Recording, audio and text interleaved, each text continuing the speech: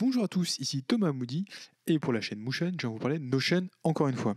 Aujourd'hui, on va s'intéresser aux formules parce que vous êtes beaucoup à chaque fois que je fais une vidéo sur les formules ou à chaque fois qu'on parle de formules sur Internet Notion à dire que vous comprenez pas trop comment ça marche, que c'est un peu compliqué et du coup, je me suis dit que j'allais faire une grosse vidéo pour déblayer le terrain, pour vous expliquer comment ça marche, c'est quoi la logique derrière et surtout voir la plupart des formules ensemble. Alors, avant de démarrer, il faut que je vous explique une notion assez importante, je trouve, et assez simple à comprendre au final, c'est qu'il y a deux types de formules dans Notion. Dit autrement, quand on parle de formule, à mon sens, on mélange un peu deux choses différentes. Aujourd'hui, on va en voir une, et peut-être qu'une autre fois, s'il y a besoin, on en verra une autre. Mais il y a deux notions complètement différentes là-dedans, sans jeu de mots. Donc, les formules, c'est les fonctions qu'il y a qu'on peut appeler dans Notion pour faire des calculs, modifier des dates, du texte, des choses comme ça. Donc, il y a un aspect brique qu'on va utiliser, et c'est ces briques-là qu'on va voir aujourd'hui. Donc, il y en a plein, il y en a pour faire des additions, plein de choses. Mais les formules de base, c'est ça. C'est toutes les fonctions, on pourrait appeler ça comme ça, tous les outils qu'il y a dans la propriété formule pour faire tout ce dont vous avez besoin. Et après, plus généralement, quand on dit formule, c'est un cas concret d'usage de ça. Typiquement, par exemple, faire une barre de progression. Faire une barre de progression, vous allez avoir une formule, mais elle va être composée, cette formule, de plein de petites briques.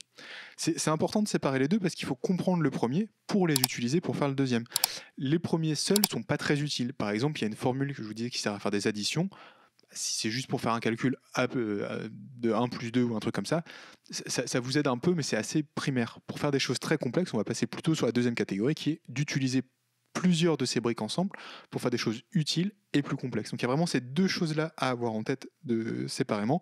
Quelles sont les briques à notre disposition dont on peut se servir, et de l'autre côté, comment les combiner ensemble pour faire des choses plus complexes. Mais c'est vraiment deux choses séparées. L'analogie qu'on pourrait prendre pour vraiment que vous compreniez ça, c'est celle d'une cuisine. Dans une cuisine, vous avez plein d'objets qui ont des fonctions différentes et ensemble, ils forment une cuisine dans laquelle on peut cuisiner et faire des choses.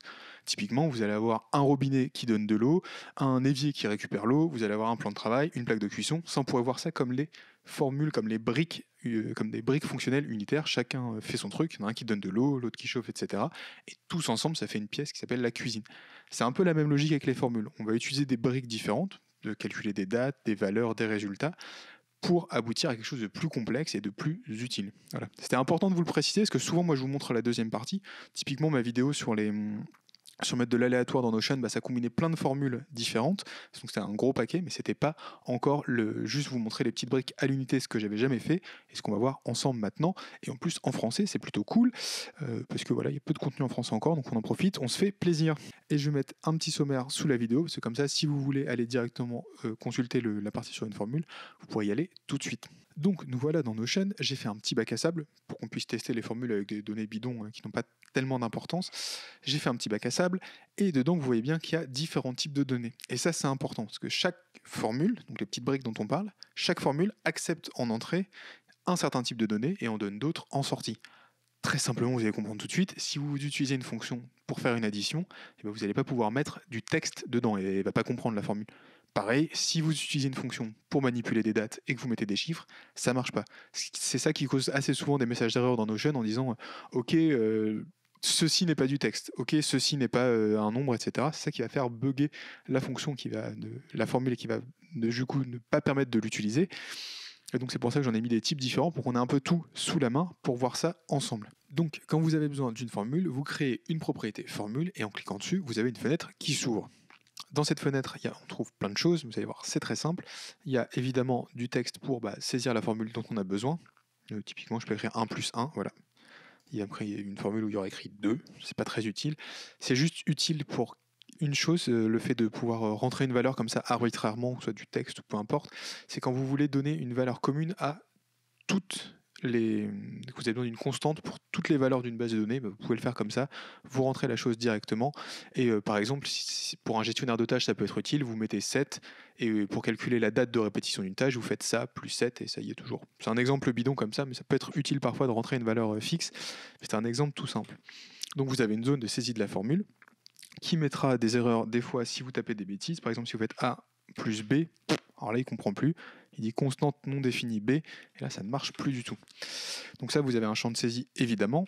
Vous avez aussi alors les propriétés que vous pouvez appeler, parce qu'évidemment on va faire des calculs sur les différentes propriétés de la base de données. Vous pouvez appeler une date, vous pouvez appeler un nombre, etc., le modifier, appeler le résultat d'une autre formule, et ainsi de suite. Donc oui, vous avez les propriétés de la base de données. Donc dans notre cas, vous voyez qu'on a une propriété nom qui est du texte, c'est le petit logo ici, deux propriétés nombres qui sont des nombres, NB1, NB2, des propriétés date qui sont des dates, et une propriété vrai-faux qui est une checkbox. Ensuite, vous avez une partie avec des constantes. Là, le nom est dedans, c'est des valeurs fixes. Donc, typiquement, logarithme, je ne m'en sers absolument pas. Vous avez pi, si vous voulez calculer l'aire d'un cercle. Pour je ne sais quelle raison, vous pouvez appeler pi directement. Mais surtout, vous avez les constantes true et false qui sont très utiles, notamment quand on fait des conditions. Donc, quand on va faire des conditions, on dit à Notion, vérifie cette condition, et si le résultat est vrai, tu fais ça, si le résultat est faux, tu fais ça. Et c'est des valeurs qu'on va être amené à appeler souvent ou à manipuler assez souvent true et false. Et par exemple, là, dans la propriété vrai-faux, quand elle n'est pas cochée, elle est considérée comme la constante false dans Notion, et quand elle est cochée, elle est considérée comme la constante true dans Notion. C'est quelque chose qu'on sera amené à utiliser après quand on utilisera certains opérateurs, notamment la fonction if. Vous remarquez qu'à chaque fois que vous regardez une formule, on vous explique à quoi elle sert. On vous explique sa syntaxe, c'est-à-dire comment l'écrire, on vous donne des exemples pour un peu vous guider comment ça marche dedans. Donc vous avez des opérateurs qui permettent de combiner deux arguments ou plusieurs arguments pour avoir un résultat. Donc, il y en a beaucoup, il y en a beaucoup qui sont aussi très mathématiques et qui ne servent pas, c'est pour ça qu'on se perd un peu dans les formules dans Notion quand on est là. Il y a beaucoup de formules, des fois on se perd un peu là-dedans, on se noie dedans, il y en a certaines qui sont pas très utiles. Typiquement, je vous parlais de unary plus qui convertit son argument en nombre. Ok, je ne me suis jamais servi. Unary minus qui rend un nombre négatif. Moi, je multiplie par -1 en général, mais on a une formule pour ça. Ça fait partie des formules sur lesquelles on va passer un petit peu vite. Vous avez ce que Notion appelle des fonctions. Vous avez des fonctions pour manipuler du texte, pour le concaténer, pour le joindre, pour le découper, etc. Donc, on va passer un peu dessus. Encore une fois, c'est pareil. Il y en a certaines qui ne servent pas beaucoup, qui comme elles ne servent pas beaucoup, on va passer assez vite dessus, passer tout court dessus. On va vraiment se concentrer sur les plus utiles et les principales. Récupérer la racine carrée d'un nombre, a priori vous n'allez pas en avoir besoin tous les matins dans Notion, donc il y a des formules sur lesquelles on va passer un petit peu vite qui sont très mathématiques. Il y a aussi des formules liées aux dates qui sont très utiles. Encore une fois, des formules liées aux dates qui sont un petit peu les mêmes à la fin entre minute et minute, pardon, on va le faire en français, entre minute et year. C'est des formules qui marchent un peu toutes pareilles, et ID, une de mes préférées, et on la verra du coup à la fin de la vidéo. Donc je vous propose de remonter et de commencer tout de suite. Alors les constantes, on ne va pas s'en servir.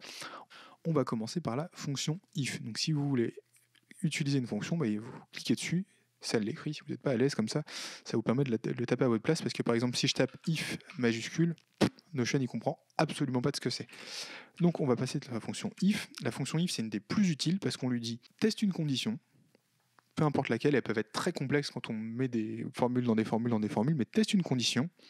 Et si elle est vraie, tu fais quelque chose. Si elle est fausse, tu fais autre chose. C'est aussi simple que ça. Si teste cette condition, c'est le premier argument. Et ensuite, on a deux valeurs à mettre selon le résultat. Donc, un peu bizarre au début, mais ça devient très instinctif. Donc, on va tester, par exemple, if. Vous allez voir, ça va permettre de mélanger plusieurs notions. Plusieurs notions, pardon, c'est un anglicisme. Je dis Notion pour tout maintenant, même en français. Bref. Donc, ça va nous permettre de tester plusieurs notions.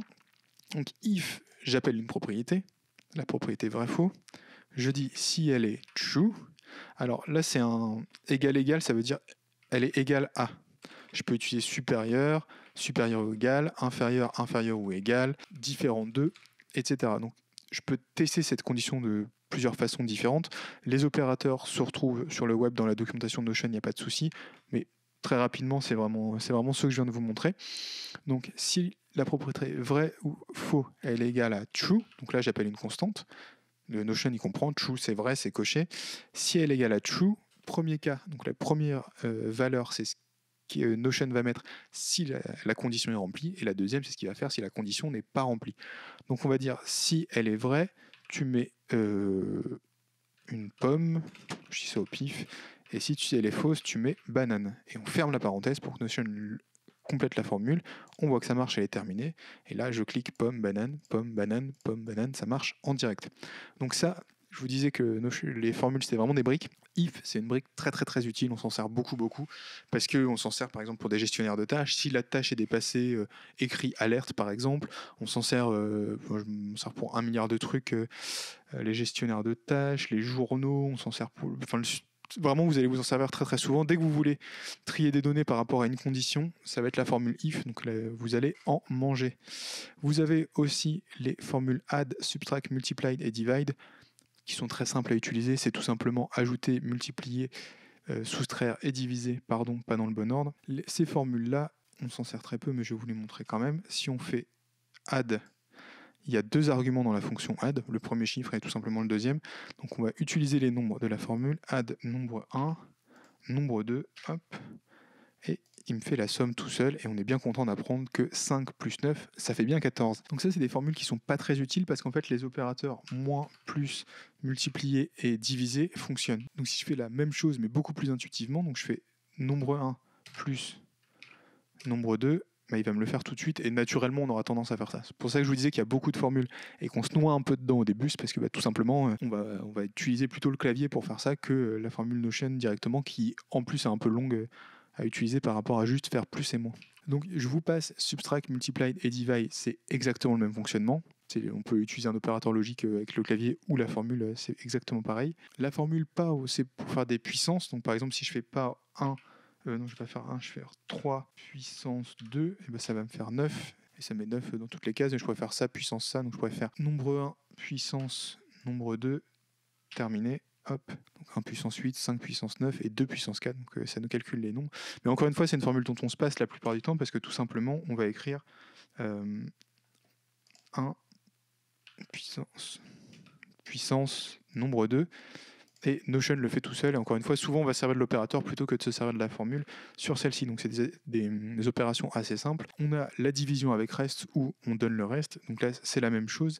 Soit on fait mode, je vais prendre le même exemple que 5, 7, donc là on dit divise 7 par 5 et donne-moi le reste. Donc ce qu'on veut, c'est le reste de l'opération. Donc là il donne 2, mais toujours la même chose. Si je fais 7%, 5, il me donne le même résultat. Naturellement, on va utiliser le pourcent. Alors ça paraît pas utile comme ça, comme formule pour avoir le reste, mais c'est pratique pour ramener un nombre dans une plage donnée. Si par exemple, moi j'en ai eu besoin pour ma formule sur l'aléa dans Notion, parce que je voulais ramener la valeur comprise de l'item entre 1 et 30 pour la comparer à la date du jour. Et là, pour le coup, par exemple, vous faites pourcentage 31 et ça ramène entre 0 et 30. Donc ça sert un peu de temps en temps, mais c'est des cas d'usage un peu complexes dont on peut se passer. Donc une array minus et une array plus, je vous l'ai dit, ça convertit un argument en nombre. Et une array minus, ça rend un nombre négatif. Donc si on fait une array minus et on appelle notre nombre 1, hop, on ferme, et il va nous dire, il le passe en négatif. Mais encore une fois, naturellement, j'aurais plutôt tendance à faire hop, fois moins 1. Et là, Notion, il comprend très bien qu'il faut le mettre au négatif. C'est un peu chacun ses habitudes, mais j'ai plutôt tendance à utiliser mon clavier pour faire des calculs que les formules dédiées. Ensuite, on arrive à la fonction note, qui est une fonction qui va globalement inverser le résultat d'un booléen. Donc un booléen renvoie vrai ou faux. C'est ce que je vous ai montré ici. On a une case qui est un booléen entre guillemets, parce que c'est soit vrai, soit faux, et rien d'autre entre les deux. C'est un choix purement binaire. Et donc note, va inverser ça. Donc si je dis note vrai, faux, vous allez voir. Donc c'est un peu bizarre, mais par exemple, si vous vous dites celle-là, il est vrai qu'elle n'est pas fausse, oui, ça rend vrai. Est-ce que c'est vrai que celle-là n'est pas fausse? Non. ça devient un peu dingue, mais vous comprenez, en gros, ça va inverser. Vous ne voulez pas les cases où c'est vrai. Retenez ça. Je suis désolé si c'est un peu confus, mais c'est un peu compliqué à expliquer comment ça marche, mais c'est plus clair quand on le voit. Ça inverse globalement le résultat d'un booléen. Ensuite, on arrive avec la fonction end, qui est très très bien. La fonction end, on met 2 conditions dedans, et si les 2 conditions sont vraies, elle va renvoyer vrai. Dans tous les autres cas, elle renvoie faux. Donc je mets 2 arguments. Si le premier est vrai et le deuxième est vrai, le résultat est vrai. Toutes les autres combinaisons, ça renvoie faux. Donc on va tester end. On va dire, est-ce que nombre 1 est supérieur à 4? Deuxième argument, est-ce que nombre 2 est supérieur à 4 aussi? On va mettre ça comme ça. Et là, la seule situation où il me dit que c'est bon, c'est celle-ci, puisque 5 est bien supérieur à 4 et 9 est bien supérieur à 4, et toutes les autres sont fausses. Ensuite, on arrive à la fonction qui est OR. Donc là, c'est pareil, sauf que c'est l'un ou l'autre. Donc si une des deux est vraie, si les deux sont vrais, c'est vrai. Si l'une des deux est vraie, peu importe laquelle, c'est vrai. Par contre, s'il n'y en a aucune des deux qui est vraie, c'est faux. Et là, on voit bien que ça marche, parce que là, pour la première ligne, ça c'est faux. 1 n'est pas supérieur à 4, mais 8 l'est. donc c'est vrai, il y a une condition qui est remplie, donc c'est bon. Pour la deuxième, c'est pareil. Par contre, pour la troisième ligne, il n'y a aucune condition qui est supérieure à 4, donc ça renvoie faux. Ça ne coche pas la case, tout simplement parce que aucune des deux conditions n'est remplie. Ensuite, vous avez deux fonctions, égale et non égale, qui sont un peu la même chose, mais pas dans le même sens. Hop, on va la tester. Donc c'est juste une condition, et si la condition elle est remplie, il dit oui, sinon il dit faux. Et on va encore une fois utiliser nos nombres. On va dire nombre 1, virgule, égale à 2. Et là, vous le voyez, la seule fois où cette condition est remplie, où la condition égale marche, c'est quand, évidemment, nombre 1 est bien égal à 2. Dans tous les autres cas, ça ne marche pas. Et unequal, c'est l'inverse. On a toutes les valeurs pour lesquelles ça ne correspond pas à 2. Là aussi, souvent, on va utiliser plutôt les opérateurs que je vous montrais tout à l'heure. Donc, nombre 1, et on met égal, égal, 2. Et là, il le valide. Moi, j'ai plutôt tendance à utiliser cette syntaxe, mais la formule sert à ça. Et vous avez, si jamais vous les oubliez, pour chacune, les opérateurs à utiliser, égal ou unequal, c'est point d'exclamation et égal. Et vous avez la même logique de comparaison entre deux éléments. Après, donc on a larger, c'est supérieur, c'est exactement la même chose que, voilà, que cet opérateur mathématique, supérieur, supérieur ou égal, inférieur, inférieur ou égal. Je vais juste vous montrer le premier, parce qu'après c'est toujours la même syntaxe. Donc par exemple, larger, on pourrait faire nombre 1, virgule, nombre 2, hop. Donc là, il me décoche tout parce que en aucun cas, le nombre 1 est supérieur au nombre 2. Ça ne fonctionne pas. Si je mets smaller, l'autre fonction, là, dans tous les cas, ça va marcher. Donc c'est encore une formule où un opérateur mathématique fait le même travail. Si je mets nombre 1 supérieur à nombre 2, là, il ne le coche pas. Si je mets inférieur, il me le coche. Si je mets inférieur ou égal, il met la même chose, dans aucun cas, il est égal. Donc c'est des formules vraiment mathématiques, mais qu'on peut remplacer par des signes et dont on ne se sert pas trop en général. Donc ça, c'était pour tous les opérateurs. Maintenant, on va passer aux fonctions qui sont un petit peu plus évoluées, qui permettent de faire autre chose que des opérations. On va commencer par la première qui s'appelle concat, qui sert, comme son nom l'indique, à concaténer des arguments et à renvoyer le résultat. Vous allez comprendre, concat nom et nombre 2. Hop, on ferme. Alors là, cas d'usage, vous voyez une erreur. Vous voyez une erreur pourquoi ? Parce que j'ai voulu concaténer le nom et le nombre 1 pour avoir pomme 1, chou 5, fleur 2. Il me dit que ça ne marche pas. Il y a une formule qui permet de faire ça, qui permet de convertir un type de données dans un autre. Je vous la montrerai plus tard. Pour l'instant, on va juste faire ça autrement. Je vais mettre du texte avec du texte, sinon ça ne marche pas. Et je vais mettre poney. Voilà. Donc là, ça a concaténé deux chaînes de caractères, ça a pris ça et ça a collé le mot poney à côté. Donc vous pouvez vous en servir pour plein de choses. Dans une base de données de contact dans votre entreprise, vous voulez générer les mails de tout le monde, vous faites prénom et vous concaténez avec le nom, @machin.votreentreprise.fr. Et là, ça vous générerait par exemple le cas des mails. Donc ça sert à coller deux chaînes de caractères ensemble. Mais là, vous avez compris ce que je vous expliquais tout à l'heure, c'est que souvent, pour que ça marche dans la formule, vous avez des types de données qui sont attendus. Là, le type de données attendu, c'était du texte. Je n'avais pas de texte, j'ai pas mis du texte dedans, j'ai mis un chiffre et du coup Notion a dit non, ça ne fonctionnera pas. Donc ça c'était pour la fonction concat. Donc pour coller des trucs, vous avez aussi la fonction de join. En gros, vous choisissez peu importe quelque chose. Dans mon cas, ça va être, on va écrire, je sais pas, allez hop, un beau espace. Et en fait, vous choisissez des chaînes de caractères. Et ensuite, vous choisissez des chaînes de caractères pour mettre entre chaque. Et là, par exemple, entre chaque pomme, il met un beau pomme, un beau pomme, un beau chou, un beau chou. C'est très laid, mais vous avez compris l'idée. Vous choisissez un mot à répéter, et entre chaque élément que vous lui donnez, il va mettre ce mot-là. Donc là, j'aurais pu mettre complètement autre chose. J'aurais pu mettre ça. Et voilà, il me mettre pomme, pomme, pomme, chou, chou, chou, avec plein de tirets entre chaque. Vous avez compris comment ça marche.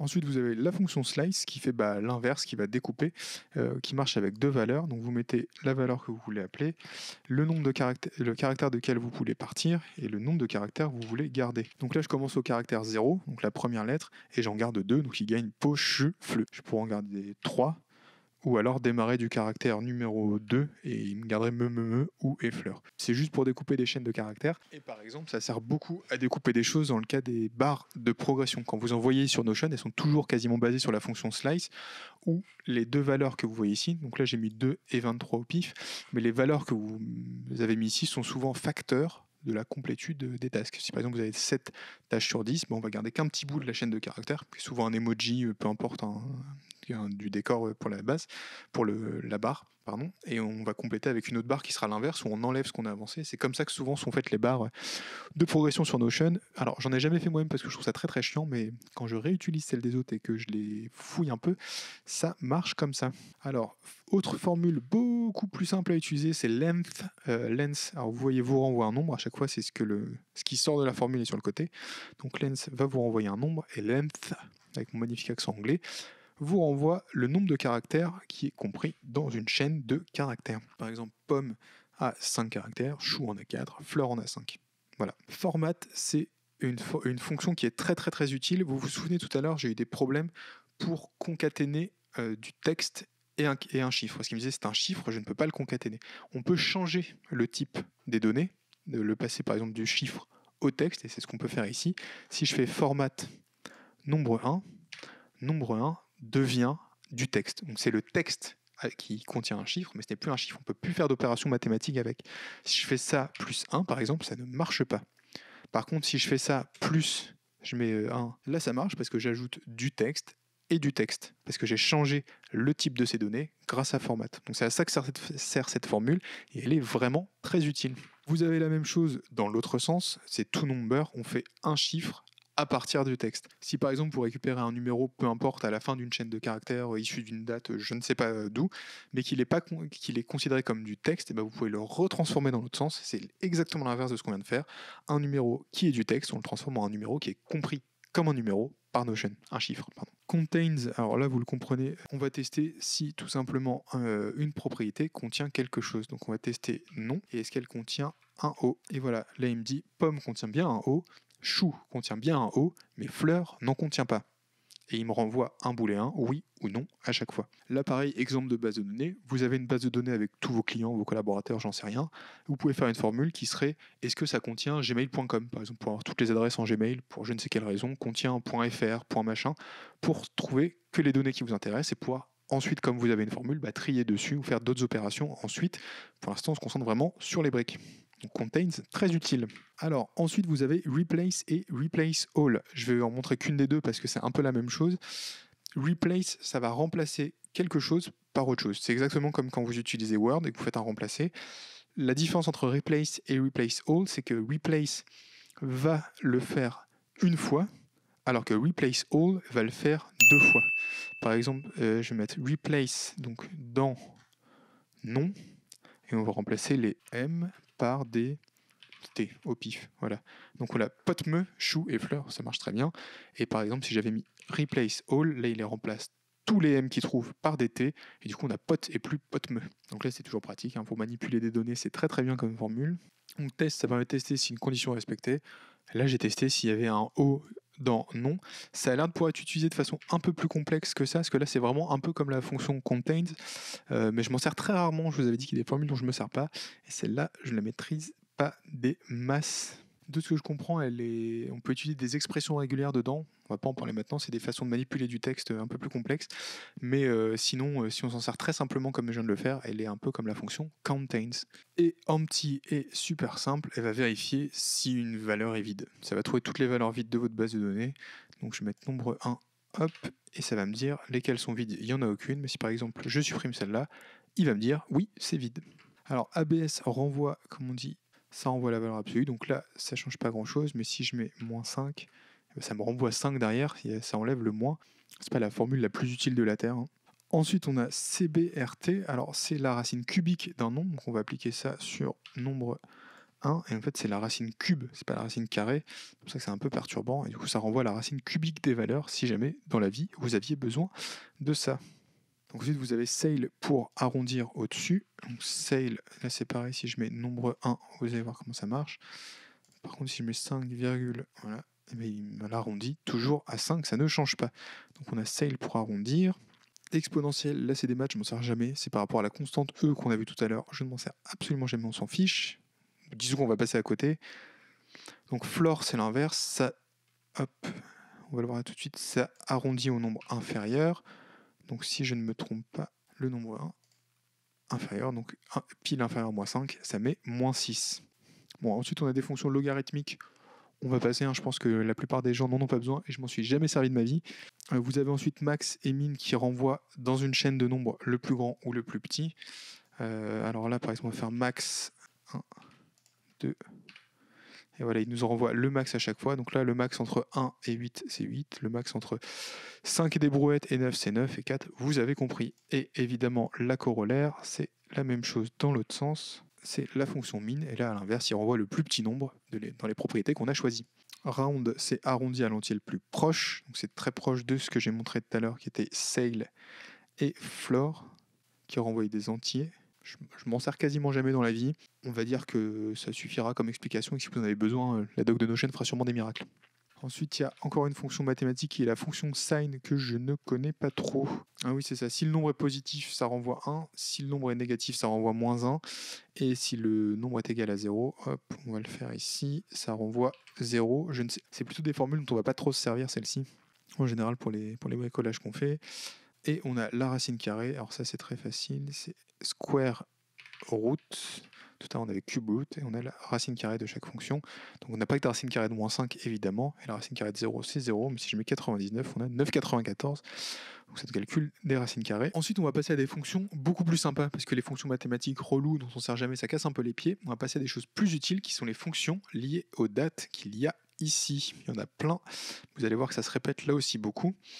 Donc là, pareil, vous comprenez, il y a un symbole, la fonction date, elle a besoin d'une date en entrée, donc on va plus du tout travailler avec nombre 1 et nombre 2, pour le moment, mais avec date 1, date 2.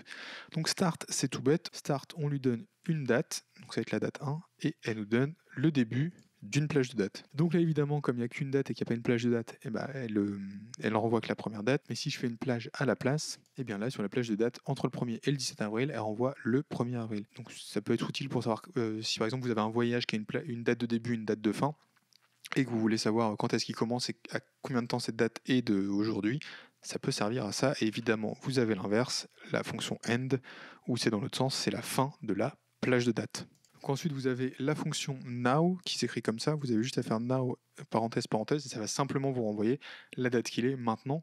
Donc dans l'absolu, vous vous en foutez, parce que Notion ne va pas vous servir à faire une horloge, mais ça sert juste à comparer par exemple la date, une date qui arrive d'une tâche à maintenant, et savoir combien de temps il y a entre les deux. Vous avez aussi un timestamp qui permet de convertir, alors c'est une norme qui permet de convertir une date en une suite de chiffres, ce qui est pratique quand des fois vous manipulez des données, parce que quand on fait des relations entre les bases de données, des fois les dates sont pas reconnues dans la base de données d'arrivée.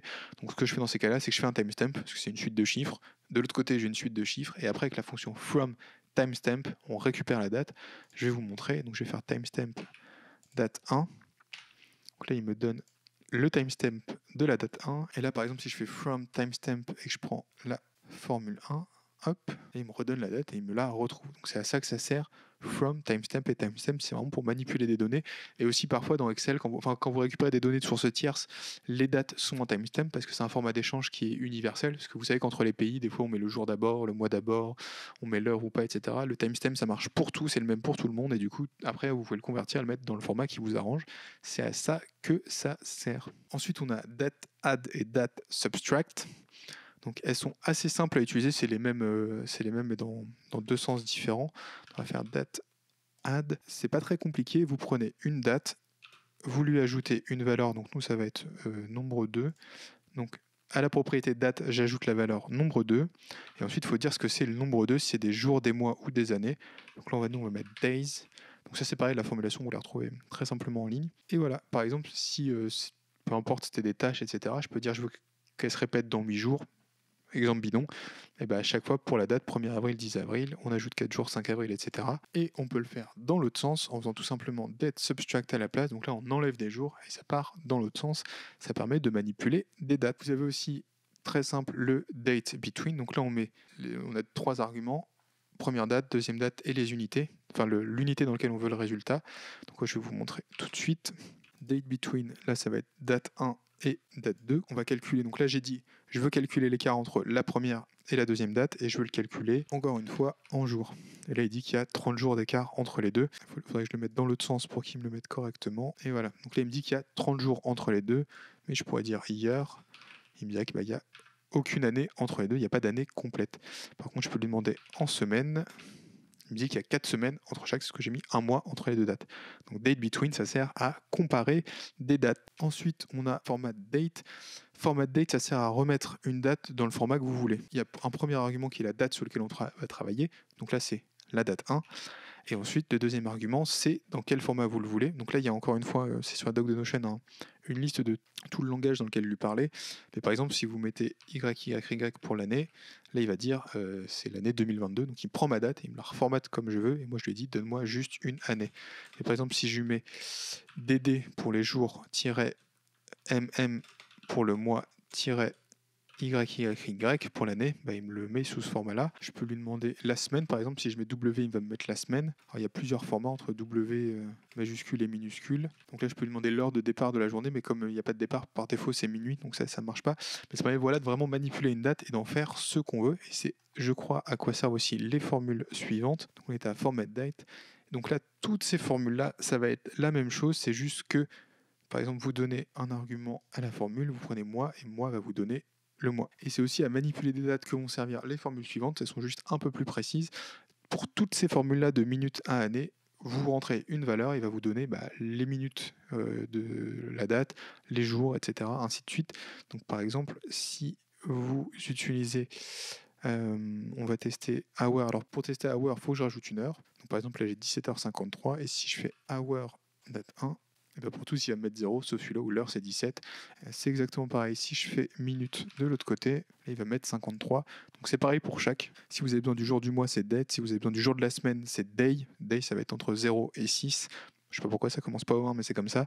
Et la dernière, c'est évidemment les années, comme je vous l'avais montré. Donc on va le faire pour le fun. Si je fais year, vous allez voir que c'est pareil. Date 1, hop, il va me mettre 2022 à chaque fois. Et la dernière formule utilisée par Notion, c'est évidemment ID. Et ID fait un truc tout bête, il va donner un ID unique à chaque valeur de la base de données. Et voilà, merci à tous d'avoir regardé cette vidéo jusqu'au bout. Je vous mets pas le template parce que je pense pas qu'il y en ait spécialement besoin. C'était vraiment des données au pif juste pour bricoler, pour s'amuser. On a fait ensemble le tour de toutes les formules de Notion. Comme vous en êtes rendu compte, il y en a certaines qui font un peu la même chose que d'autres, il y en a certaines dont on peut se passer parce qu'on utilise des opérateurs. Celles qui sont vraiment utiles, c'est vraiment les formules que je vous ai montrées au début, genre if, celle pour and et or pour tester des conditions, les manipulations de dates. Mais après, une fois que vous les connaissez, vous utilisez celles dont vous avez besoin sur le moment et les autres, on a un peu tendance à les laisser dans le coin, surtout celles qui sont très mathématiques. Voilà. Si vous avez des questions ou si vous avez des commentaires ou peu importe, faites-vous plaisir sous la vidéo, j'y répondrai avec plaisir. Surtout, j'espère que ça vous aura été très utile. Et moi, je vous dis à bientôt pour la prochaine vidéo. Salut!